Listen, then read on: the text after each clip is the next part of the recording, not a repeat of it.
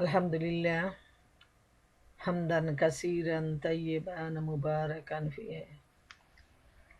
আল্লাহ সুবহানাহু ওয়া তাআলার দরবারে অসংখ্য শুকরিয়া, যিনি আমাদেরকে মহাগ্রন্থ আল কুরআনের ছায়াতলে অংশগ্রহণ করার তৌফিক দিয়েছেন এবং অতি ব্যস্ত সময়ে আমার বোনেরা সবাই নিজেদের কাজকর্ম ফেলে দিয়ে আল্লাহর দ্বীন জানার এবং বুঝার জন্য যে সময়টুকু দিয়েছেন, সেজন্য আল্লাহ সুবহানাহু ওয়া তাআলা আমাদের সবাইকে কবুল করুন, আমাদের সময়কে কবুল করুন এবং সবচেয়ে কঠিন মুসিবতের দিনে আখিরাতে আদালতে আমাদের এই কুরআনকে সুপারিশ হিসাবে গ্রহণ করুন। আমরা বলি আমিন। আমাদের আজকের দারসুল কুরআন প্রোগ্রামের শুরুতে রয়েছে তেলাওয়াত ও তরজমা। আমরা সূরা আত-তাওবা ধারাবাহিক দার্স চালিয়ে যাচ্ছি। আজকে সূরা আত-তাওবার ৯৭ নম্বর আয়াত থেকে ১০৫ নম্বর আয়াত পর্যন্ত তেলাওয়াত ও তরজমা করে শোনাবে আমাদের বোন তাবাসসুম।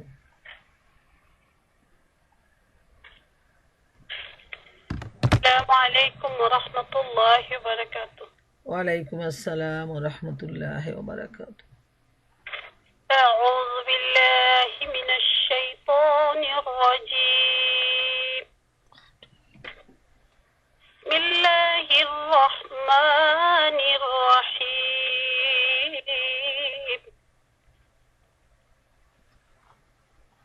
الأعراب أشد كفرا ونفاقا وأجدر ألا يعلموا حدود ما أنزل الله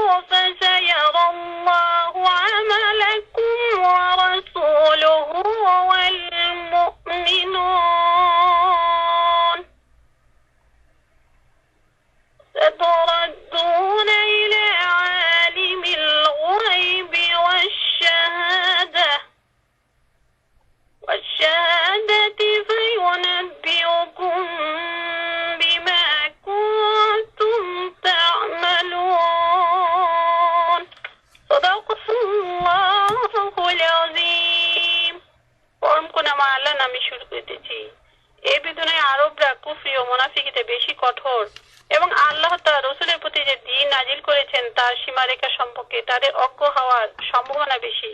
আল্লাহ সবকিছু জানেন, তিনি জ্ঞানী ও প্রজ্ঞময়। গ্রামীণদের মধ্যে এমন দল লোক রয়েছে যারা আল্লাহর প্রতি কিছু ব্যয় করলে তাকে নিজেদের উপর জোরপূর্বক চাপানো অর্থদণ্ড মনে করে এবং তোমার ব্যাপারে কালের আবর্তনে প্রতিজ্ঞা করছে, অর্থাৎ তোমরা কোনো বিপদের মুখে পড়লে যে শাসন ব্যবস্থার আনুগত্যের শৃঙ্খল তোমরা তাদের গলায় বেঁধে দিয়েছ তা তারা গলা থেকে নামিয়ে ফেলবে, অথচ মন্দের আবর্তন তাদের উপরেই চেপে বসেছে। আল্লাহ সবকিছু শুনেন ও জানেন।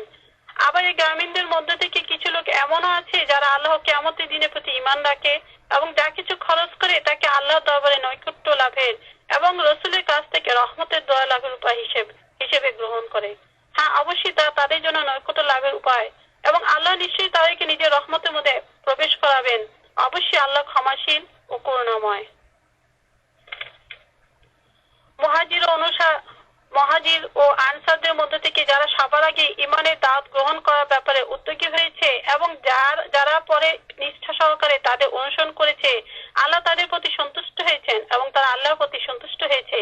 আল্লাহ তাদের জন্য এমন বাগান তৈরি করে রেখেছেন যার নিম্ন দেশে ঝর্ণা দ্বারা প্রবাহিত হবে এবং তারা তার মধ্যে থাকবে চিরকাল। এটাই মহা সাফল্য। তোমাদের আশেপাশে যেসব বেদুন থাকে তাদের মধ্যে রয়েছে অনেক মুনাফিক। অনুরূপভাবে মদিনাবাসীদের মধ্যেও রয়েছে এমন কিছু মুনাফিক যারা মুনাফিকতে পাকাপোক্ত হয়ে গেছে। তোমরা তাদেরকে চিনো না, আমি চিনি তাদেরকে। শীঘ্রই আমি তাদেরকে দ্বিগুণ শাস্তি দেব, তারপর আরো বেশি বড় শাস্তির জন্য তাদেরকে ফিরিয়ে আনা হবে। আরো কিছু লোক আছে যারা নিজেদের ভুল স্বীকার করে নিয়েছে। তাদের কার্যক্রম মিশ্র ধরনের, কিছু ভালো কিছু মন্দ। অসম্ভব নয় আল্লাহ তাদের প্রতি আবার মেহেরবান হয়ে যাবেন, কারণ তিনি ক্ষমাশীল ও করুণাময়। হে নবী, তাদের ধন সম্পদ থেকে সাদকা নিয়ে তাদেরকে পাক পবিত্র করো, নেকির পথে তাদেরকে এগিয়ে দাও এবং তাদের জন্য রহমতের দোয়া করো। তোমার দোয়া তাদের সান্ত্বনার কারণ হবে। আল্লাহ সবকিছু শুনেন ও জানেন। তোমরা কি জানো না আল্লাহ তার বান্দাদের তওবা কবুল করেন, তাদের দান খয়রাত গ্রহণ করেন এবং আল্লাহ বড়ই ক্ষমাশীল ও করুণাময়। আর হে নবী, তাদেরকে বলে দাও তোমরা কাজ করতে থাকো। আল্লাহ তার রাসূল ও মুমিনরা তোমাদের কাজের ধারা এখন কেমন থাকে তা দেখবেন। তারপর তোমাদের তার দিকে ফিরিয়ে নেওয়া হবে, যিনি প্রকাশ্যে ও গোপনে সবকিছু জানেন এবং তোমরা কি করতে তা তিনি তোমাদের বলে দিবেন। আল্লাহ যা বলেছেন সত্য বলেছেন। এতক্ষণ আমি আপনাদেরকে সূরা আত-তাওবার 97 নম্বর আয়াত থেকে নিয়ে 105 আয়াত পর্যন্ত তেলাওয়াত এবং তার তরজমা করলাম। এখন আমাদের বোন শ্রদ্ধা ডাক্তার মালিকা বেগম উনি ওনার সংক্ষিপ্ত দার্স পেশ করবেন। জাযাকাল্লাহু খায়রান। আলহামদুলিল্লাহ, আমরা তেলাওয়াত ও তরজমা শোনার পর এবার আপনাদের সামনে ইনশাআল্লাহ এই আয়াতগুলোর উপর দার্স পেশ করব। আল্লাহ সুবহানাহু তাআলা আমাকে তৌফিক দান করুন। ওমা তৌফিকি ইল্লা বিল্লাহ, আলাইহি তাওয়াক্কালতু ওয়া ইলাইহি উনীব। মহান আল্লাহ সুবহানাহু তাআলা সূরা তাওবার 97 নম্বর আয়াতে ইরশাদ করেন, এ বেদুইন আরবরা কুফরি ও মুনাফিকিতে বেশি কঠোর এবং আল্লাহ তার রসুলের প্রতি যে দ্বীন নাজিল করেছেন তার সীমারেখা সম্পর্কে তাদের অজ্ঞ হওয়ার সম্ভাবনা বেশি। আল্লাহ সব কিছু জানেন, তিনি জ্ঞানী ও প্রজ্ঞাময়। এখানে মহান আল্লাহ সুবহানাহু তাআলা গ্রাম্য আরবদের ব্যাপারে বলতেছেন যে তাদের মধ্যে কাফিরও রয়েছে, মুনাফিকও রয়েছে, আর তাদের কুফরি ও নিফাক অন্যদের তুলনায় খুব বড় ও কঠিন। আর এর কারণ হলো তারা আল্লাহ রব্বুল আলামিন এবং রাসূল সাল্লাল্লাহু আলাইহি ইসলামের যে হুকুম আহকাম নাজিল হয়েছে এ ব্যাপারে তারা একেবারেই অজ্ঞ, একেবারেই বেখবর। এ সম্পর্কে তাদের কোনো জ্ঞান নেই, কোনো ধারণাই নেই। এজন্য এই বেদুইন আরবদেরকে সবসময় মূর্খ বলা হয়েছে, যে এদের জ্ঞানের সীমারেখা খুব বেশি এবং এদের মধ্যে কাফির আর মুনাফিকও বেশি। আর তারা কুফরির মধ্যে সব সময় খুবই অটল। তারা জ্ঞান অর্জনের ব্যাপারে তারা সদা সর্বদাই তারা পিছনে অবস্থান করেন।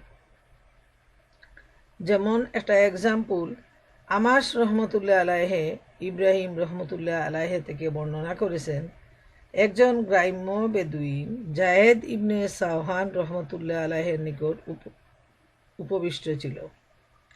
তিনি তার সঙ্গীদের সাথে আলাপ আলোচনা করছিলেন। নাহাওয়ানদের যুদ্ধে তার হাত কেটে গিয়েছিল। বেদুইনটি তাকে বলল, আপনার কথাগুলো তো খুবই ভালো এবং আপনাকে ভালো লোক বলেই মনে হচ্ছে, কিন্তু আপনার এই কর্তৃত হাত আমাকে সন্দেহের মধ্যে ফেলে দিয়েছে। বোনেরা আমার, লক্ষ্য করুন যে এই যে অজ্ঞ মূর্খ বেদুইনরা, যাদের মনের ভিতরে ভালো কোনো চিন্তা নেই, ভালো মানুষ সম্পর্কে তাদের কোনো ধারণা নেই, বরং তারা সব সময় নিজেরা যেমন মন্দ তেমনি অন্যদেরকেও তারা মন্দই ভাবে। ভালো মানুষ সম্পর্কে তাদের কোনো ভালো ধারণাই নেই। বাস্তবেও আমরা দেখি একজন চোর সে যদি আরেকজন ভালো মানুষকেও দেখে, তার মনের ভিতরে সেই মানুষটাকে নিয়ে সন্দেহ জাগ্রত হয় যে হয়তো সেই লোকটাও চোর।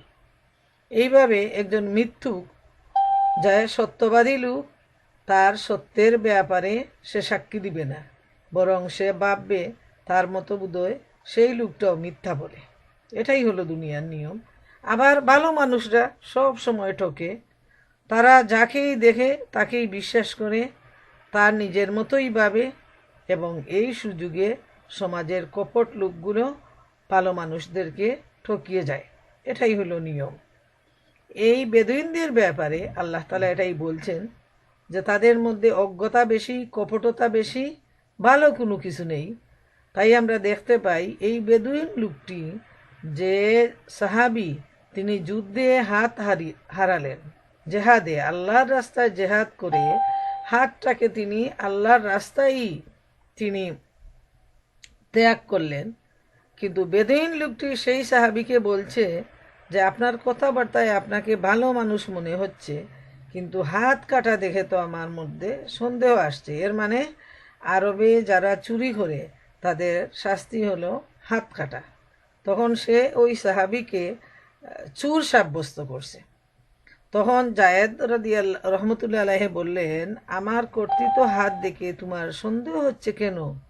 এটা তো বাম হাত।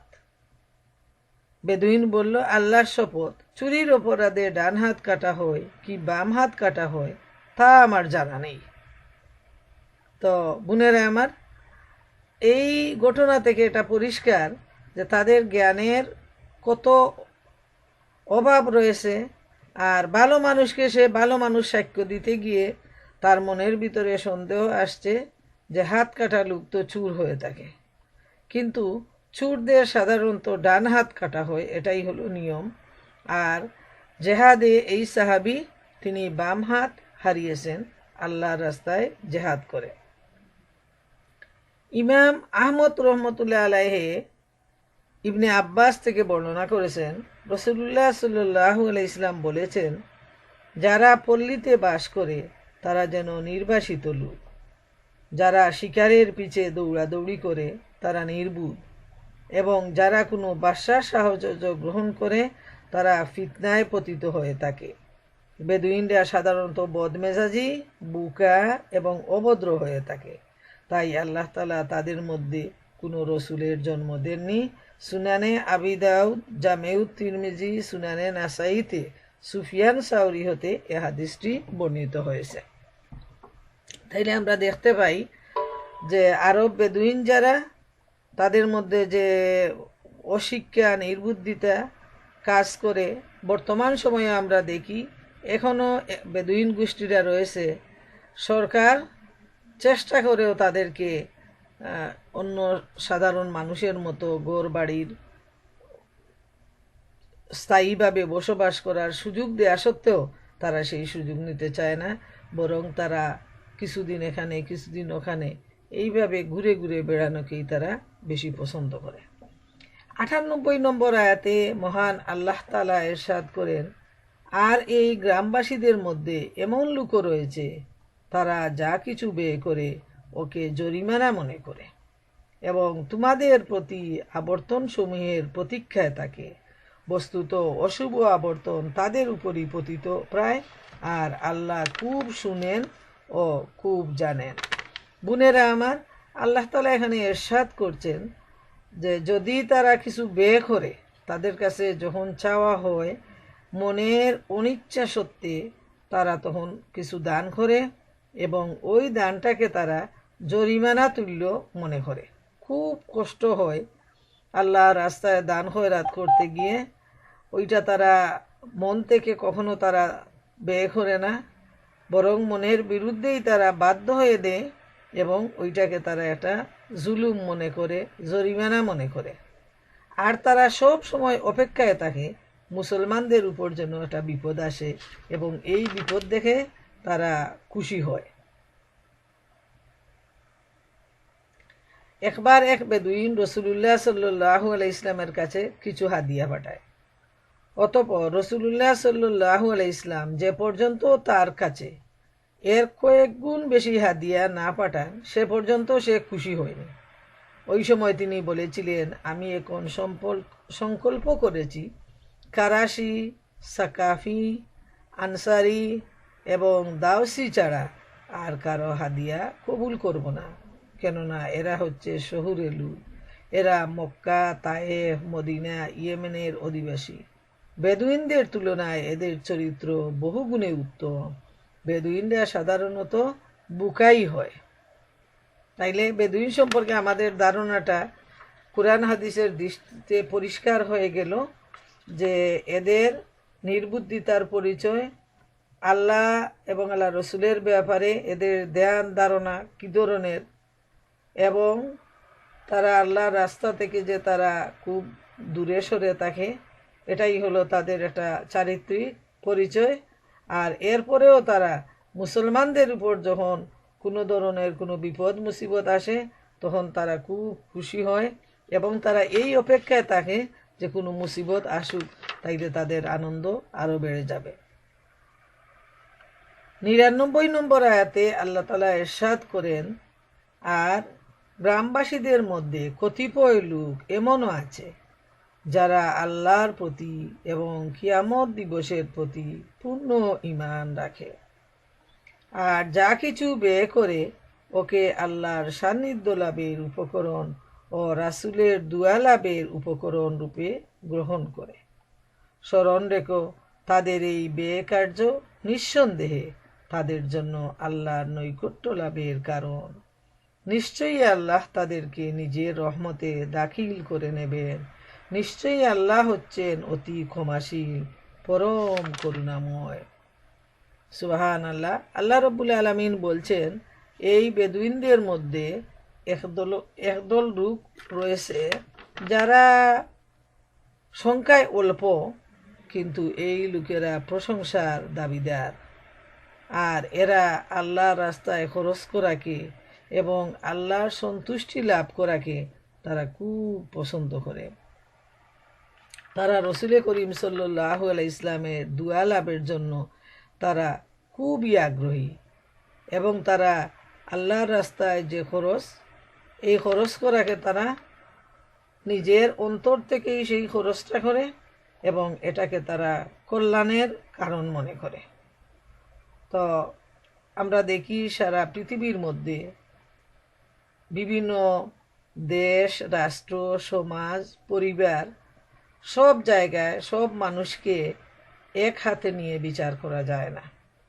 মহান আল্লাহ তাআলা এখানে সাক্ষী দিচ্ছেন যে যদিও আরব বেদুইনদের মধ্যে বেশিরভাগই তারা কপট, কঠোর, তারা অজ্ঞ, তারা মূর্খ, দিন ইসলামের ব্যাপারে তারা খুবই অল্প স্বল্প জ্ঞান রাখে, দিনের বিরোধিতা করে, রসুলের বিরোধিতা করে, কিন্তু এই বেদুইনদের মধ্যে কিছু লোক রয়েছে যারা আল্লাহর প্রতি আর কিয়ামত দিবসের প্রতি তারা ঈমান রাখে এবং তারা আল্লাহর রাস্তায় যখন ব্যয় করে তখন উদ্দেশ্য থাকে আল্লাহ রব্বুল আলামিনের সন্তুষ্টি, এবং তারা নবী করিম সাল্লাল্লাহু আলাইহি ইসলামের দুআ পাওয়াকে তারা খুব বেশি পছন্দ করে এবং তারা আল্লাহ রসুলের কাছ থেকে দুয়া লাভ করার ব্যাপারে তারা খুবই আগ্রহী। আর আল্লাহ তাআলা বলছেন যে আল্লাহ রব্বুল আলামিন নিজের রহমতে এই সমস্ত লোক যারা তাদেরকে তিনি মাফ করে দিবেন, তিনি ক্ষমাশীল, তিনি দয়াময়, তিনি করুণাময়, সুবহানাল্লাহ। এবং তার রহমতের ভাণ্ডারে তিনি তাদেরকে দাখিল করবেন। তাইলে আমরা বুঝতে পারলাম যে সব জায়গায়, সব সময়, সব অবস্থায় সবাইকে এক মাপে বিচার করা যায় না, এবং এটা নিয়মও নয়। অনেক সময় মানুষ বলে থাকে যে পুরা বাঙালি জাতিটাই খারাপ, এই ধরনের কমেন্ট করে, অথবা অমুক দেশের লোকগুলা বেশি ভালো। এইভাবে একসাথে পুরা দেশবাসীকে খারাপ বলে, আবার পুরা দেশবাসীকেই ভালো বলে, আবার কোনো পরিবারকে সবাই ভালো। কিন্তু আমরা দেখতে পাই মানুষে মানুষে যথেষ্ট পার্থক্য রয়েছে, সমাজের মধ্যেও পার্থক্য রয়েছে, দেশের মধ্যেও পার্থক্য রয়েছে। ভালো এবং মন্দ মিলেই আমাদের পরিবার, সমাজ এবং রাষ্ট্র। এবং এই ভালো মন্দ যাচাই হবে প্রত্যেক পার্সন অনুযায়ী। যেই ভালো কাজ করবে আল্লাহ তাআলা তাকে তার রহমতের মধ্যে শামিল করবেন, আর যে বা যারা মন্দ কাজ করবে, সে যে দেশের হোক, যে পরিবারের হোক, যে গোষ্ঠীর হোক, আর যত মানুষই হোক, সবাইকে আল্লাহ রব্বুল আলামিন শাস্তি দান করবেন। এতে আল্লাহ তাআলার ক্ষমতার মধ্যে কোনো পরিবর্তন হবে না। 100 নম্বর আয়াতে আল্লাহ রব্বুল আলামিন ইরশাদ করেন, আর যেসব মুহাজির ও আনসার ইমানের ব্যাপারে অগ্রবর্তী এবং প্রথম, আর যেসব লোক সরল অন্তরে তাদের অনুগামী, আল্লাহ তাদের প্রতি রাজি হয়েছেন এবং তারাও তার প্রতি রাজি হয়েছেন। আর আল্লাহ তাদের জন্য এমন উদ্যানসমূহ প্রস্তুত করে রেখেছেন যার তলদেশে নহরসমূহ বইতে থাকবে, যার মধ্যে তারা চিরস্থায়ীভাবে অবস্থান করবে। তা হচ্ছে বিরাট কৃতকার্যতা। সুবহানাল্লাহু তাআলা। এত বড় সুসংবাদ মহান আল্লাহ রব্বুল আলামিনের পক্ষ থেকে তাদের জন্য, যারা হচ্ছেন ওইসব মুহাজির, আনসার ও তাদের অনুসারীদের প্রতি সন্তুষ্ট, যারা আল্লাহর সন্তুষ্টি লাভ করার ব্যাপারে অগ্রবর্তী। এরা হলো প্রথম দিকের ইমানদার, প্রথম দিকের মুহাজির, প্রথম দিকের আনসার, যারা ইমানের ব্যাপারে অগ্রবর্তী ছিলেন এবং প্রথম সারিতে ছিলেন। সুবহানাল্লাহ। প্রিয় বোনেরা আমার, লক্ষ্য করুন, এখন যদি কেউ ইমান আনে, তাইলে সারা দুনিয়ার মধ্যে 1.5 কোটি 2 কোটি মুসলমান রয়েছে। এখানে তাদেরকে তাদের নিজেদের লাভ, কিন্তু ইসলামের জন্য এমন কিছু আসে যায় না। কিন্তু যখন এই সমস্ত মুহাজিররা এবং আনসাররা ঈমান গ্রহণ করেছিলেন, তখন পৃথিবীর সব মানুষই ছিল কাফের, মুশরিক, এবং একমাত্র প্রথম যিনি ঈমানদার তিনি ছিলেন মুহাম্মদুর রাসূলুল্লাহ সাল্লাল্লাহু আলাইহি ওয়াসাল্লাম। তারপর ঈমান আনলেন খাদিজা রাদিয়াল্লাহু তাআলা আনহা, তারপর ঈমান আনলেন হযরত আবু বকর রাদিয়াল্লাহু তাআলা আনহু, হযরত আলী রাদিয়াল্লাহু তাআলা আনহু। এইভাবে আমরা দেখি যারা প্রথম স্তরের ঈমানদার, অগ্রবর্তী ঈমানদার, তাদের উপর কেমন ধরনের নির্যাতন, নিপীড়ন যে বয়ে গেছে। হযরত বেলাল রাদিয়াল্লাহু তাআলা আনহু, হযরত খাব্বাব রাদিয়াল্লাহু তাআলা আনহু, ইতিহাস তার সাক্ষী। শুধুমাত্র ঈমানের জন্য তাদেরকে এত অত্যাচারের স্ট্রিম রুলার চালানো হয়েছে যে আরবের উত্তপ্ত বালুর উপর শুয়ে রাখা হয়েছে প্রখর দুপুরবেলা। নিজের শরীরের যে মাংসখণ্ড সেটা গলে, গরমের মধ্যে গলে গিয়ে ছিদ্র হয়ে গেছে পিঠের মধ্যে। খাব্বাব রাদিয়াল্লাহু তাআলা আনহুর অবস্থা এমন যে একদিন হযরত ওমর রাদিয়াল্লাহু তাআলা আনহু জিজ্ঞেস করলেন যে তুমি এইভাবে হাঁটো কেন? একটু উনি একটু খুঁজো হয়ে উনি হাঁটতেন। তখন তিনি বললেন যে ইসলামের প্রথম যুগে ইমানের জন্য আমার উপর যে শাস্তি আসছে আমার পিঠের মধ্যে, সেটা এখনো বর্তমান রয়েছে, সেই চিহ্নগুলো। তখন তিনি তার জামাটা উঠায় দেখলেন যে একেবারে গর্ত গর্ত হয়ে গেছে। সুবহান আল্লাহ, সুবহান আল্লাহ। এরপরও তারা ইমান থেকে বিন্দু পরিমাণ তারা দূরে সরে যাননি। নির্যাতন সহ্য করে ইমানের উপর তারা টিকে রয়েছেন। এইভাবে প্রথম দিকের মুহাজির এবং আনসারদের উপর যে কষ্ট, যে ধরনের অস্থিরতা, যে ধরনের ত্যাগ স্বীকার করতে হয়েছিল, সেটা ইতিহাসে নজির হয়ে আছে। এত কষ্ট পৃথিবীর আর কোনো মানুষের জন্য সহ্য করতে হয়নি, যেহেতু তারা ছিলেন প্রথম সারির মুসলমান। পরিবারের বাকি সবাই ছিলেন অমুসলিম, সমাজের সবাই ছিল অমুসলিম, যার ফলে তাদের কাছে এই নতুন ধর্ম, নতুন ইমান এত বেশি বেখাপ্পা মনে হয়েছে। এদেরকে তারা এত বড় শত্রু মনে করেছে যে তাদেরকে অত্যাচার করে করে দুনিয়া থেকে বিদায় নেয়ার জন্য সেই কাফির মুশরিকরা জীবন বাজি দিয়ে সেই কাজ আঞ্জাম দিয়েছে। আল্লাহ তাআলা তাদের এই কষ্টকে কবুল করেছেন এবং তিনি দুনিয়ার মানুষকে সাক্ষী রেখেছেন কুরআনের মধ্যে এই আয়াত দিয়ে যে এরাই হলো অগ্রগামী, এরা হলো অগ্রবর্তী, এরা হলো প্রথম স্তরের ইমানদার। আল্লাহ তাআলা তাদের উপর রাজি এবং তারাও আল্লাহ রাব্বুল আলামিনের উপর রাজি।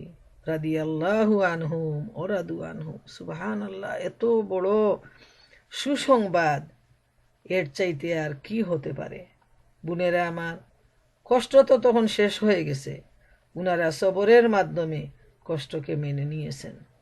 উনারা যদি রাজ সিংহাসনেও বসে থাকতেন, তা উনাদের দিন শেষ হয়ে যেত।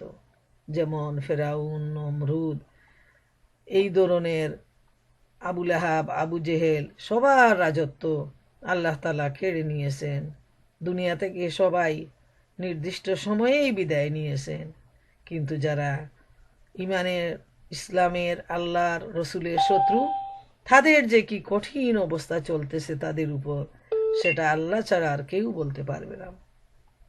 আর যারা ইমানের জন্য জীবন বাজি রেখে এত কষ্ট, এত নির্যাতন সহ্য করে দুনিয়া থেকে বিদায় নিয়েছেন, আল্লাহ সুবহানাহু ওয়া তাআলা তাদেরকে সেখানে যে রাজত্ব দিবেন, যে মর্যাদা দিবেন, যে সিংহাসন দিবেন, সেটা যদি কেউ বৎসরের পর বৎসর জান্নাতের বর্ণনা দিতেই থাকে, কিন্তু তার বর্ণনা শেষ হবে না। সব শেষ হয়ে যাবে, মানুষ কাহিল হয়ে পড়বে, কিন্তু জান্নাতের বর্ণনা দেয়া শেষ হবে না। পক্ষান্তরে জাহান্নামের কঠিন অবস্থায় যারা বিরাজমান, তাদের কষ্টের বিবরণ দিতে দিতে শেষ হবে না। অতএব বোনেরা আমার, ইমানের উপর টিকে থাকতে গিয়ে যদি জীবন বাজি রাখতে হয়, সময় কুরবানি করতে হয়, ত্যাগ স্বীকার করতে হয়, অর্থ দিতে হয়, পরিশ্রম দিতে হয়, সব কিছু দিয়েও যদি ইমানকে আমরা মজবুত করে ঠিকায় রাখতে পারি, ইনশাআল্লাহ তাআলা আল্লাহ রাব্বুল আলামিন ওয়াদাবদ্ধ।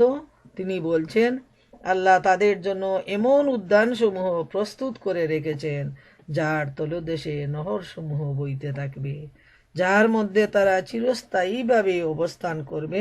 তা হচ্ছে বিরাট কৃতকার্যতা। সুবহানাল্লাহ, সুবহানাল্লাহ। এরা প্রথম স্তরের ইমানদারদের ব্যাপারে এখানে আলাদাভাবে আল্লাহ সুবহানাহু তাআলা এখানে উল্লেখ করেছেন। সুবহানাল্লাহ। এ সম্পর্কে মুহাম্মদ ইবনে কাব আল কারাসি রহমতুল্লাহ আলাইহি বলেন, উমর ইবনুল খাত্তাব রাদিয়াল্লাহু তাআলা আনহু এমন একজন লোকের পাশ দিয়ে গমন করেন যিনি এই আয়াতটি পাঠ করেছিলেন। তখন ওমর রাদিয়াল্লাহু তাআলা আনহু তার হাতখানা ধরে নেন এবং তাকে জিজ্ঞেস করেন, কে তোমাকে এটা এরূপে পাঠ করালেন? লোকটি উত্তরে বললেন, উবাই ইবনে কাব রাদিয়াল্লাহু তাআলা আনহু। তখন উমর তাকে বললেন, চলো আমরা উবাই ইবনে কাবের কাছে যাই, তাকে এ ব্যাপারে জিজ্ঞেস করি। সুবহানাল্লাহ। বোনেরা আমার, চিন্তা করে দেখেন, কুরআনের আয়াত শুনি আমাদের মন বিগলিত হয় না, অস্থির হয় না, পেরেশান হয় না কোনো কিছুতেই। কিন্তু হজরত ওমর রাদিয়াল্লাহু তাআলা আনহুর মতো মানুষ, যার সামনে কুরআন নাজিল হয়েছে, সেই মানুষও যখন এই আয়াতটা শুনলেন তখন তিনি একেবারে পেরেশান হয়ে গেলেন যে আসো আমরা কাবের সামনে যাই। উবাই ইবনে কাব তখন উবাই ইবনে কাবের কাছে গিয়ে তিনি জিজ্ঞেস করেন, আপনি কি এই আয়াতটি এভাবে বলেছেন, পড়তে বলেছেন? উত্তরে তিনি বলেন, হ্যাঁ। তখন পুনরায় ওমর রাদিয়াল্লাহু তাআলা আনহু তাকে জিজ্ঞেস করেন, রাসূলুল্লাহ সাল্লাল্লাহু আলাইহি ইসলামকে কি আপনি এভাবেই পড়তে শুনেছেন? জবাবে বললেন, হ্যাঁ। ওমর রাদিয়াল্লাহু তাআলা আনহু তখন বললেন, তাহলে দেখা যাচ্ছে আমরা এমন এক মর্যাদা লাভ করেছি যা আমাদের পরে কেউ লাভ করতে পারে না। একথা শুনে উবাই ইবনে কাব বলেন, এই আয়াতের সত্যতা প্রমাণকারী সূরা জুমার প্রথম দিকের আয়াতটিও বটে। তা হচ্ছে, ও আখারিনা মিনহুম লাম্মা ইয়ালহাকু বিহিম ওহুয়াল আজিজুল হাকিম। আর উপস্থিতরা ব্যতীত অন্যান্য লোকদের জন্য, যারা তাদের সাথে সামিল হবে কিন্তু এখনো সামিল হয়নি, আর তিনি মহাপরাক্রান্ত প্রজ্ঞাময়। সুবহানাল্লাহ। আর সূরা আনফালের ৭৫ নম্বর আয়াতে আল্লাহ তাআলা ইরশাদ করেন, ওয়াল্লাযীনা আমানু মিন বাদু ওয়া হাজারু ওয়া জাহাদু মাকুম ফাউলাইকা মিনকুম। আর যারা পরবর্তীকালে ঈমান এনেছে, হিজরত করেছে এবং তোমাদের সাথে একত্রে জিহাদ করেছে, বস্তুত তারা তোমাদেরই অন্তর্ভুক্ত। বোনেরা আমার, এই আয়াত শুনে পরবর্তী যারা, তাদের মনে তো একটা পেরেশানি যে আমাদের কি হবে, আমাদের কি হবে, এবং তারাও রসুল করিম সাল্লাল্লাহু আলাইহি ইসলামের সাহাবী। আল্লাহ তাআলা সূরা আনফালে এই আয়াতে জানিয়ে দেন যে পরবর্তীতেও যারা ঈমান এনেছে এবং হিজরত করেছে, তোমাদের সাথে জিহাদ করেছে, তারাও তোমাদেরই অন্তর্ভুক্ত। যেহেতু আগের অগ্রগামীদের একটা মর্যাদা, পরবর্তীদের এক মর্যাদা, এর পরবর্তী যারা, তাদের এক মর্যাদা। আল্লাহ রব্বুল আলামিন সবাইকে যার যার অনুযায়ী তাকে তিনি মর্যাদা দান করেছেন। ১০১ নম্বর আয়াতে আল্লাহ তাআলা ইরশাদ করেন, আর তোমাদের চতুর্দিকস্থ লোকদের মধ্য হতে কতিপয় লোক এবং মদিনাবাসীদের মধ্য হতেও কতিপয় লোক এমন মুনাফিক রয়েছে যারা নিফাকের চরমে পৌঁছে গেছে। তুমি তাদেরকে জানো না, আমি তাদেরকে জানি। আমি তাদেরকে দ্বিগুণ শাস্তি প্রদান করব, অতঃপর তারা মহা শাস্তির দিকে প্রত্যাবর্তিত হবে। প্রিয় বোনেরা আমার, ভয়েতে কলিজাটা যেন মুচড়ে উঠে। বারবার কিন্তু মহান আল্লাহ রব্বুল আলামিন এই নিফাকওয়ালাদের কথা বলতেছেন, যাদের অন্তরের মধ্যে নিফাক রয়েছে, অপবিত্রতা রয়েছে। এবং আল্লাহ তাআলা বলছেন, তোমাদের চারদিকে কতিপয় লোক রয়েছে, মদিনাবাসীদের মধ্য থেকেও কিছু লোক রয়েছে যারা মুনাফিক এবং যাদের অন্তরে রয়েছে নিফাকের রূপ। এবং আল্লাহ তাআলা বলে দিচ্ছেন নবীকে যে তুমিও এদেরকে চিনো না, শুধু আমি তাদেরকে চিনি, আর আমি তাদেরকে দ্বিগুণ শাস্তি দেব, আর তারপর পরকালেও মহাশাস্তির দিকে তাদেরকে এগিয়ে যেতে হবে। হায় হায়, কি কঠিন অবস্থা! এই মুনাফিকরা যদি জানতো তাদেরকে যে কি কঠিন শাস্তি দেয়া হবে, তারা যদি বিশ্বাস করত আর বুঝতো, তাহলে তারা এই নিফাক থেকে তারা দূরে সরে যেত। কিন্তু তাদের কিসমত এত খারাপ, মহানবী সাল্লাল্লাহু আলাইহি ইসলামকে সামনে পেয়ে কুরআন তাদের সামনে নাজিল হচ্ছে, নবী তাদের সাথে রয়েছেন, সাহাবায়ে কেরামরা তাদের সাথে রয়েছেন, এরপরও এই দুর্ভাগ্যশীল মানুষগুলো কত যে তারা হতভাগ্য, যে তাদের দুনিয়াও গেল, আখেরাতও গেল। এবং তারা এমনভাবে নিফাকটা তাদের অন্তরের মধ্যে লুকিয়ে রেখেছে, যেহেতু তারা নামে মুসলমান, মুখে তারা কলিমার স্বীকৃতি দিয়েছে, এজন্য তারা মুসলমান। নবী কিভাবে তাদেরকে চিনবেন? নবী তো একজন মানুষ, আল্লাহ তাআলা তাকে যা জানান তিনি তাই জানেন, এর বেশি কিছু তিনি জানেন না। সুবহান আল্লাহ। একমাত্র আলিমুল গাইবের খবর জানেন মহান রব্বুল আলামিন। তাই আল্লাহ তাআলা বলছেন নবীকে উদ্দেশ্য করে, তুমি তাদেরকে চিনো না, তুমি তাদেরকে জানো না, আমিই তাদেরকে জানি যারা তোমার চতুর্দিকে অবস্থান করতেছে, এই নিফাকওয়ালা লোকেরা। নাউজুবিল্লাহ, এদের ভাগ্য কত যে মন্দ, কত হতভাগ্যের অধিকারী তারা। তারা মুখে ইমান এনে,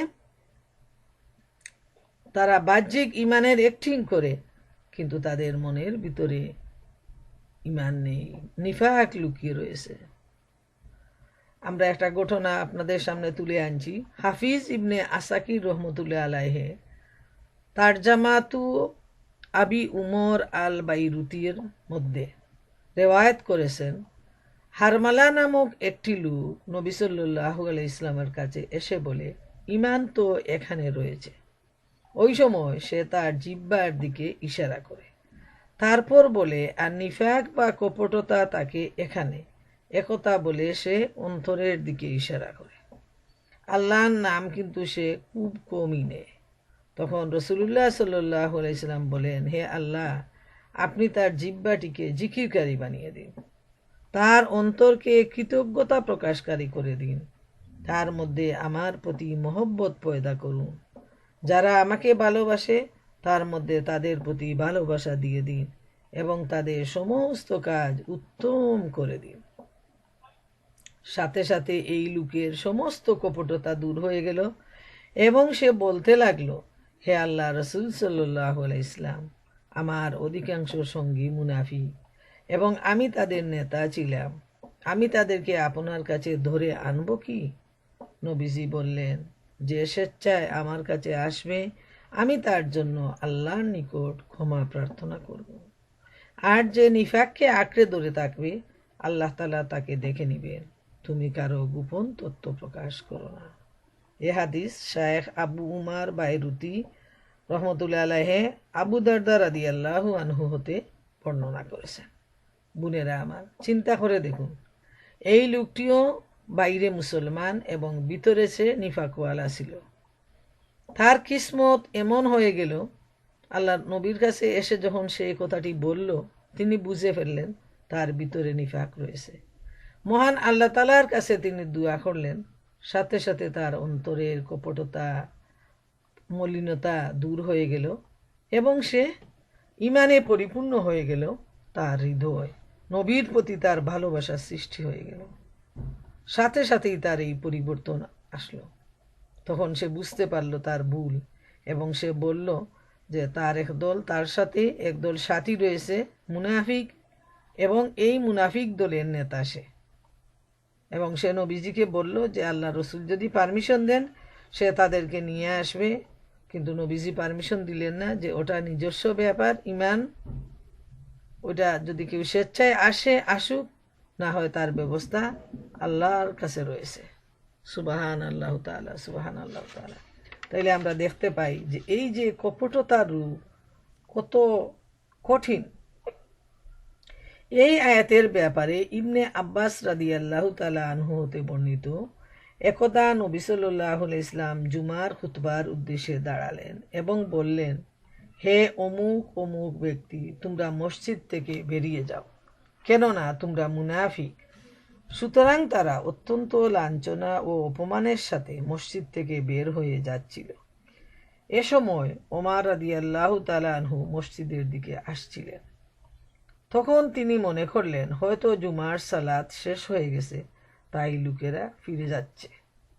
তিনি ভাবলেন যে নামাজ শেষ, তাই তো এই লোকেরা যাচ্ছে, কিন্তু ভিতরে কি ঘটেছে হযরত ওমর তো তা জানেননি। তিনি খুবই লজ্জিত হলেন এবং লজ্জাবশত নিজেকে ওই লোকগুলো হতে গোপন করতে লাগলেন। আর ওদিকে ওই লোকগুলো মনে করলো ওমর হয়তো তাদেরকে নিফাকের কথা জেনে ফেলেছেন, তাই তারাও নিজেদেরকে ওমর থেকে গোপন করতে লাগলো। মোট কথা, ওমর রাদিয়াল্লাহু তাআলা আনহু যখন মসজিদে আসলেন তখন তিনি জানতে পারলেন যে তখনও জুমার সালাত পড়া হয়নি। একজন মুসলিম তাকে খবর জানিয়ে দিয়ে বললেন, হে ওমর রাদিয়াল্লাহু তাআলা আনহু, খুশি থাকুন, আজ আল্লাহ তাআলা মুনাফিকদেরকে অপমানিত করেছেন। ইবনে আব্বাস রাদিয়াল্লাহু তাআলা আনহু বলেন, এভাবে মসজিদ থেকে বের করে দেয়া হচ্ছে প্রথম শাস্তি, এবং দ্বিতীয় শাস্তি হবে কবরের শাস্তি। এই আয়াতের মধ্যে আল্লাহ তাআলা বলছেন যে আমি দুনিয়াতেও শাস্তি দেব আর আখেরাতেও শাস্তি দেব।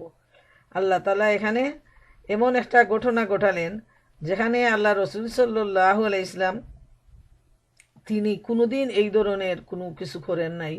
সেখানে আল্লাহর হুকুমে তিনি যে সমস্ত মুনাফিকরা জুমার নামাজে আসছে চালবাজি করে, এবং দেখেন তাদের চালবাজির অবস্থা, যে হযরত ওমর রাদিয়াল্লাহু তাআলা আনহুর মতো মানুষ যিনি আগে আগেই আসেন, সেই ওমরের আগেও এই মুনাফিক দল এসে নামাজে উপস্থিত।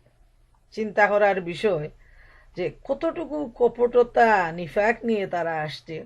ভিতরে সব কিছু গোপন করে বাইরে তারা ইমানদারির পরিচয় দিচ্ছে, নাউজুবিল্লাহ।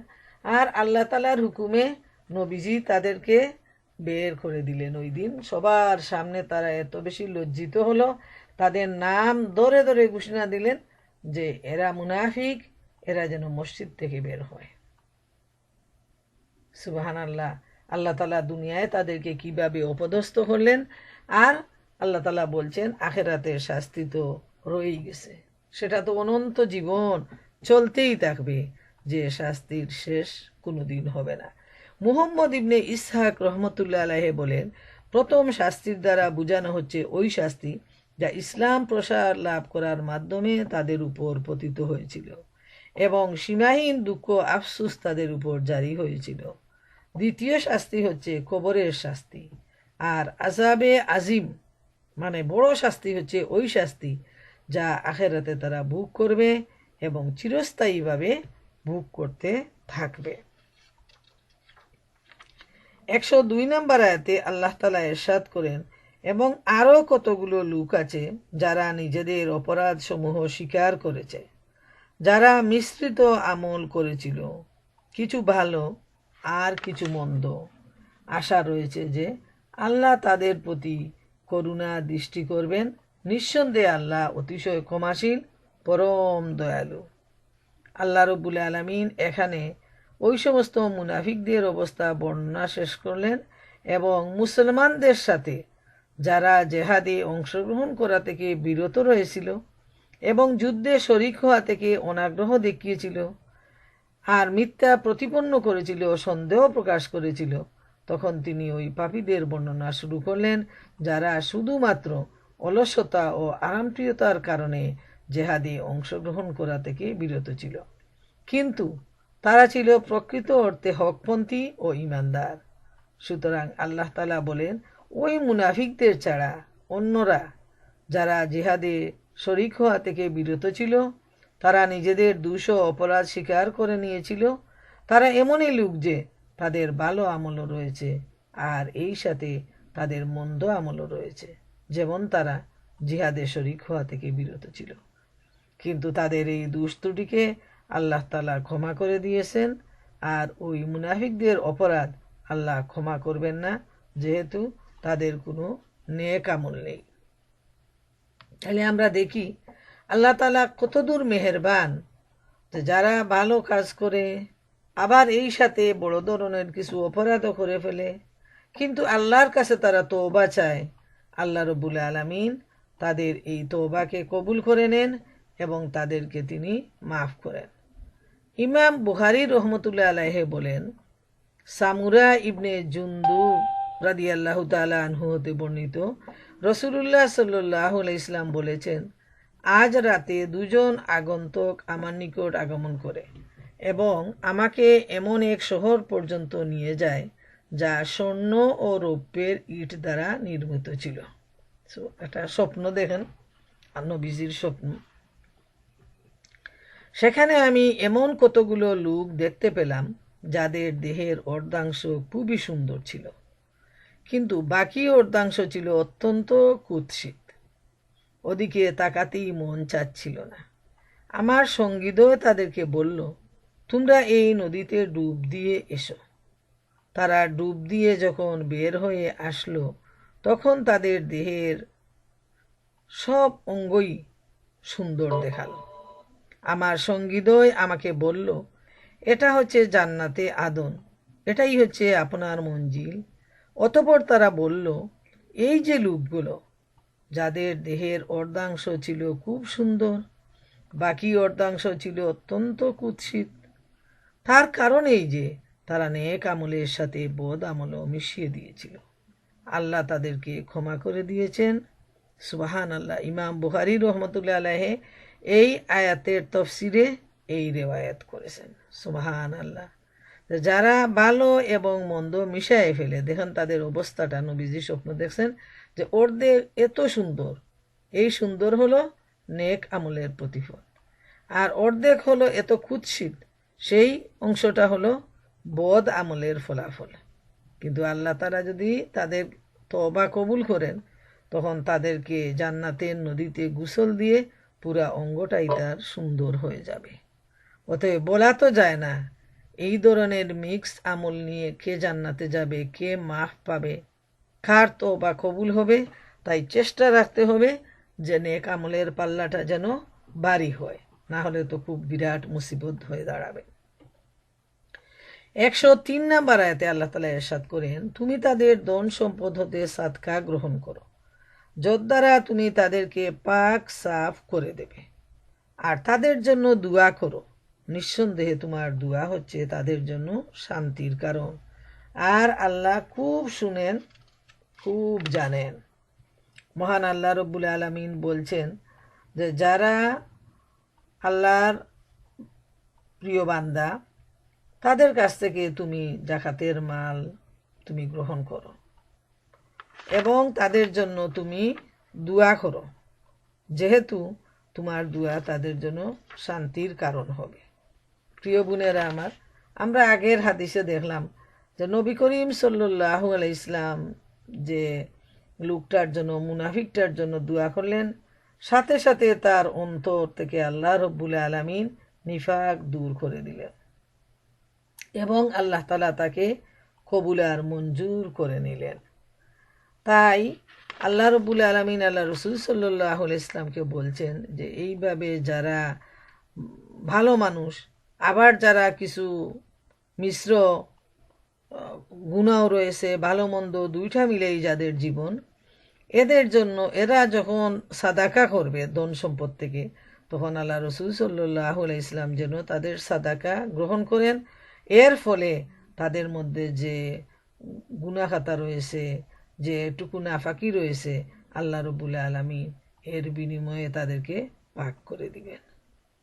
আর আল্লাহ রসুল সাল্লাল্লাহু আলাইহি ইসলাম যখন দোয়া করবেন তখন দোয়া কবুল হবে এবং এটা তাদের জন্য শান্তির উসিয়ালা হবে।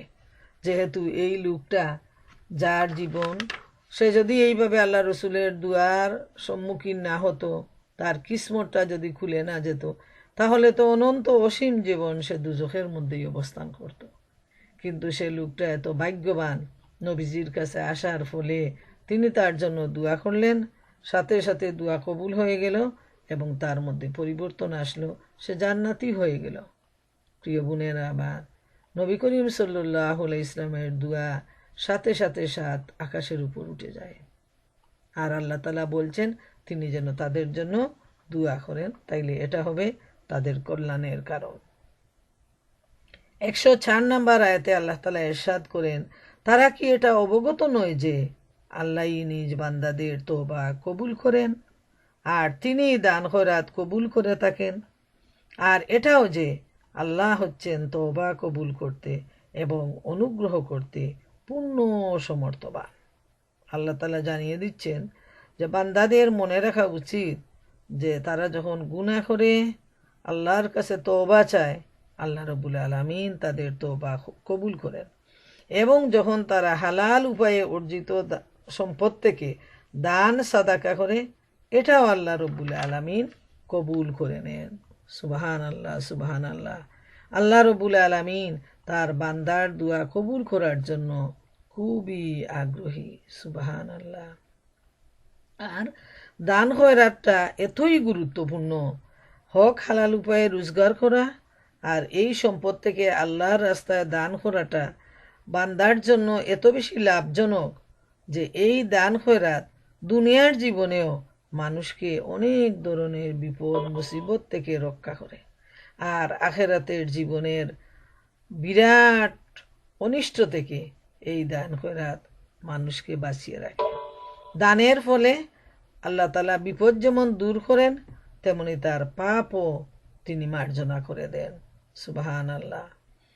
আল্লাহ, যে ব্যক্তি হালাল উপার্জন থেকে এক খণ্ড সাদাকা করে, আল্লাহ সেটা তার ডান হাতে গ্রহণ করেন, অতঃপর তিনি ওটাকে সাদগাকারীর জন্য বিনিয়োগ করতে থাকেন এবং ছোট থেকে বড় করে দেন, শেষ পর্যন্ত সাদকার ওই একটি মাত্র খেজুর উহুদ পাহাড়ের মতো হয়ে যায়।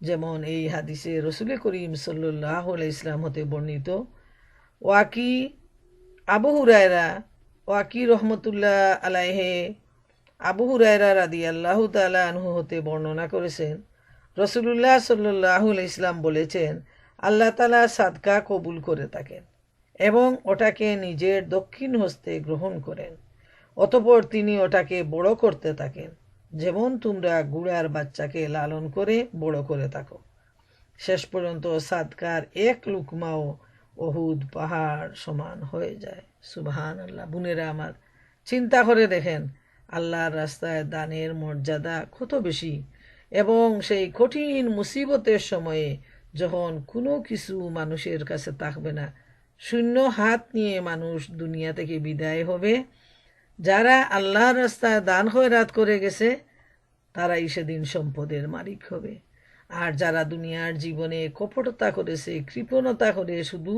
সম্পদকে জমায়ে এই জমিনের উপরই রেখে গেছে, তারা কিন্তু সেখানে কিছু পাবে না। আল্লাহ তাআলা ইরশাদ করেন সূরা বাকারায়, ইয়ামহাকুল্লাহুর রিবা ওয়ুরিস সাদাকাত, আল্লাহ সুদকে বরবাদ করে দেন এবং জাকাতকে বহু গুণে বাড়িয়ে দেন। 105 নম্বর আয়াতে মহান আল্লাহ তাআলা ইরশাদ করেন, হে নবী, তুমি বলে দাও তোমরা কাজ করতে থাকো, অনন্তর তোমাদের কাজকে অচিরেই দেখে নিবেন আল্লাহ, তার রাসূল এবং ঈমানদারগণ। আর নিশ্চয়ই তোমাদেরকে প্রত্যাবর্তিত হতে হবে এমন এক সত্তার নিকট, যিনি হচ্ছেন সকল অদৃশ্য ও প্রকাশ্য বিষয়ের জ্ঞাতা, অতঃপর তিনি তোমাদেরকে তোমাদের সকল কৃতকর্ম জানিয়ে দিবেন। সুবহানাল্লাহ। আল্লাহ তাআলা মহানবী সাল্লাল্লাহু আলাইহি ইসলামকে উদ্দেশ্য করে বলছেন যে তুমি তাদেরকে জানায় দাও, তুমি তাদেরকে বলে দাও, তোমরা আমল করতে থাকো, তোমাদের আমল দেখে নেবেন প্রথমে আল্লাহ তাআলা, তার রসুল এবং ঈমানদারগণও কিন্তু তোমাদের আমল দেখবে তোমরা কি করতেছ, আর নিশ্চয় তোমাদেরকে একদিন আল্লাহর সামনেই হাজির হতে হবে। এতে তো কোনো সন্দেহ নাই যে যে কোনো মুহূর্তে মালাকুল মউত এসে এই দুনিয়া থেকে মানুষকে ছিনিয়ে নিয়ে যাবে। সূরা আল হাক্কার 18 নম্বর আয়াতে আল্লাহ তাআলা ইরশাদ করেন, ইয়াউমাইযিন তু'রাদুনা লা তাখফা মিনকুম খাফিয়া, সেই দিন অর্থাৎ কিয়ামতের দিন তোমাদের কোনো গোপন বিষয়ও গোপন থাকবে না, আল্লাহ তাআলা সব প্রকাশ করে দিবেন। সূরা আদিয়াতের 10 নম্বর আয়াতে আল্লাহ বলেন, ওহুসিলা মা ফিস সুদূর, আর যা কিছু অন্তরসমূহের মধ্যে রয়েছে তাও প্রকাশ হয়ে পড়বে। সুবহানাল্লাহ। গোপন করার উপায় নেই। দুনিয়ায় আমরা সব কিছু গোপন করতেছি, কিন্তু আখেরাতে আদালতে কোনো কিছু গোপন করার কোনো উপায় নাই। এ সম্পর্কে রসুল করিম সাল্লাল্লাহু আলাইহি ওয়াসাল্লাম বলছেন, তোমাদের কেউ যদি দরজা ও ছিদ্রবিহীন কোনো শক্ত পাথরের মধ্যে গোপনে কোনো কাজ করে, তবুও আল্লাহ তাআলা ওটাকে লোকদের সামনে এমনভাবে প্রকাশ করে দেবেন যে যেন সে ওই কাজ তাদের সামনেই করেছে। হাদিসে এসেছে, জীবিতদের আমলগুলো তাদের মৃত বন্ধু বান্ধব, আত্মীয় স্বজন এবং গোত্রীয় লোকদের সামনে পেশ করা হয়, যারা আলমে বরজখে রয়েছে। এটা তো মারাত্মক ব্যাপার বোনেরা আমার, কত বড় ব্যাপার। আবু দাউদ তায়লেসি রহমতুল্লাহ আলাইহি বর্ণনা করেছেন যে রসুলুল্লাহ সাল্লাল্লাহু আলাইহি ইসলাম বলেছেন, তোমাদের আমলগুলো তোমাদের মৃত আত্মীয় স্বজন ও গোত্রীয় লোকদের কবরে পেশ করা হয়। আমলগুলো ভালো হলে তারা খুশি হয়, আর সেগুলো খারাপ হলে তারা বলে, হে আল্লাহ, তাদেরকে আপনার অনুগত হওয়ার তৌফিক দান করুন। সুবহানাল্লাহ, সুবহানাল্লাহ। এই হাদিসটি জাবির ইবনে আব্দুল্লাহ রাদিয়াল্লাহু আনহু হতে বর্ণিত। মনে রাখবেন বোনেরা, আমাদের নিজেদের আত্মীয় স্বজনকে লজ্জিত করবেন না। সুফিয়ান রহমতুল্লাহ আলাইহি আনাস রাদিয়াল্লাহু তাআলা আনহুকে বলতে শুনেছেন, নবী সাল্লাল্লাহু আলাইহি ইসলাম বলেছেন, তোমাদের আমলগুলো তোমাদের মৃত আত্মীয় স্বজন ও গোত্রীয় লোকদের সামনে পেশ করা হয়। আমলগুলো ভালো হলে ওই মৃত লোকগুলো খুশি হয়, আর সেগুলো ভালো না হলে তারা বলে, হে আল্লাহ, আপনি তাদেরকে মৃত্যু মুখে পতিত করবেন না, যে পর্যন্ত না তারা ওই রূপ হেদায়াত লাভ করে যে রূপ হেদায়াত আপনি আমাদেরকে দান করেছেন। এই হাদিসটি ইমাম আহমদ বর্ণনা করেছেন। প্রিয় বোনেরা আমার, মানে পাশাপাশি একই ধরনের হাদিসগুলো, এই হাদিসগুলো সহি হাদিস, তাই বিভিন্ন রেওয়ায়াতে এই হাদিসগুলো আসছে। আল্লাহ তাআলা আমাদেরকে যে এই এতগুলা জিনিস বুঝার তৌফিক দিয়েছেন, আলহামদুলিল্লাহ। যে কতটুকু কঠিন বিষয়টা, যে বর্জক জীবনেও আমাদের আত্মীয় স্বজনের কাছে আমাদের আমলটা তোলা হবে এবং তারা আল্লাহর কাছে রিকোয়েস্ট করবেন এই অবস্থায় যেন তার আপন ছেলে মেয়ে, স্বামী স্ত্রী, ভাই বোনের মৃত্যু না হয়, যে পর্যন্ত না সে ভালো আমল করে। আর একটা হাদিস খুবই গুরুত্বপূর্ণ, এই হাদিসটি ইমাম আহমদ বর্ণনা করেছেন। ইমাম বুখারী হতে বর্ণিত আছে, আয়েশা রাদিয়াল্লাহু তাআলা আনহু বলেন, যখন তোমরা কোনো মুসলিমের নেক আমলে সন্তুষ্ট হও, তখন তাদেরকে বলো, তোমরা আমল করে যাও, অনন্তর তোমাদের আমল অচিরেই আল্লাহ, তার রসুল এবং মুমিনগণ দেখে নেবেন। সুবহানাল্লাহু তাআলা।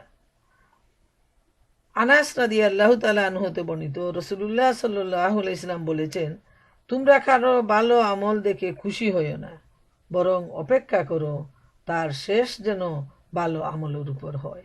কেননা একজন আমলকারী দীর্ঘদিন পর্যন্ত নেক আমল করতে থাকে এবং ওই নেক আমলের উপর মারা গেলে সে জান্নাতে চলে যেত, কিন্তু হঠাৎ করে তার অবস্থার পরিবর্তন ঘটে যায় এবং সে খারাপ আমল করতে শুরু করে। আরেক বান্দা এরূপ কিছুকাল ধরে সে খারাপ আমল করতে থাকে, ওই আমলের উপর মারা গেলে নিশ্চিত রূপে সে জাহান্নামে চলে যেত, কিন্তু অকস্মাৎ তার কাজ পরিবর্তন হয়ে যায় এবং সে ভালো আমল করতে শুরু করে। আল্লাহ যখন কোনো বান্দার প্রতি কল্যাণের ইচ্ছা করেন, তখন মৃত্যুর পূর্বে তিনি তাকে পুণ্য লাভের তৌফিক দান করেন এবং সে ওই পুণ্যের উপরই মৃত্যুবরণ করে। জনগণ জিজ্ঞেস করলেন, হে আল্লাহ রসুল সাল্লাল্লাহু আলাইহি ইসলাম, এটা কি রূপে হয়? তিনি উত্তরে বললেন, তাকে ভালো কাজের তৌফিক দান করা হয়, তারপর তার রূহ কবজ করা হয়। অতএব বাঁচার কোনো উপায় নেই। ভালো করলেই যে একেবারে ওই ভালো নিয়েই দুনিয়া থেকে যাওয়া যাবে সেটারও নিশ্চয়তা নেই, আর একজন মন্দ মানুষ মন্দের মাধ্যমেই যে চলে যাবে তারও কোনো নিশ্চয়তা নেই। মানুষের আমলের পরিবর্তন হয়, ব্যবহারের পরিবর্তন হয়, চলাফেরার পরিবর্তন হয়। অতএব যে পর্যন্ত না ভালো অবস্থায় মৃত্যু হবে, ততক্ষণ পর্যন্ত আমাদের চিন্তার মধ্যেই থাকতে হবে, পেরেশানির মধ্যে থাকতে হবে। মৃত্যুটা যেন, শেষটা যেন ভালোর মধ্যেই হয়। অতএব আল্লাহ তাআলার কাছে এই দুয়াও চাইতে হবে যে আল্লাহ, যে কোরআনের মজলিসে তুমি আমাদেরকে নিয়ে এসেছো, যে কোরআনের ছায়াতলে তুমি আমাদেরকে নিয়ে এসেছো, সেই কোরআনের ছায়াতলে অবস্থান করে তুমি আমাদেরকে মৃত্যু দিও, তুমি আমাদেরকে এখান থেকে সরে নিও না আল্লাহ। এটা আমাদের জন্য অত্যন্ত আনন্দের বিষয় যে মহাগ্রন্থ আল কুরআন আমরা প্রথম থেকে যে এত ধারাবাহিকভাবে বিশ্লেষণের মাধ্যমে আল্লাহ তাআলা বুঝার তৌফিক আমাদেরকে দিয়েছেন। এই পর্যন্ত আমরা 11 পারায় চলে আসছি। আল্লাহর দরবারে যে শুকরিয়া আদায় করার ভাষা আমার মতো একজন দিনহীন মানুষের নেই, যে আল্লাহ তাআলা আমাদেরকে ধারাবাহিক দারসুল কুরআন প্রোগ্রাম চালিয়ে যাওয়ার তৌফিক দিয়েছেন। আর আল্লাহর দরবারে আশা করছি তিনি যেন কোরআন শেষ করে মৃত্যু দান করেন। এটা আমার বড় আফসোস, আমি যে বোনদেরকে নিয়ে শুরু করেছি, এই বোনদের নিয়ে যেন এই কোরআনকে শেষ পর্যন্ত চালায় যেতে পারি, এই তৌফিক আল্লাহ আমাদের সবাইকে দান করুন। ও আখিরুদ্দাওয়ানা আলহামদুলিল্লাহি রাব্বিল আলামিন।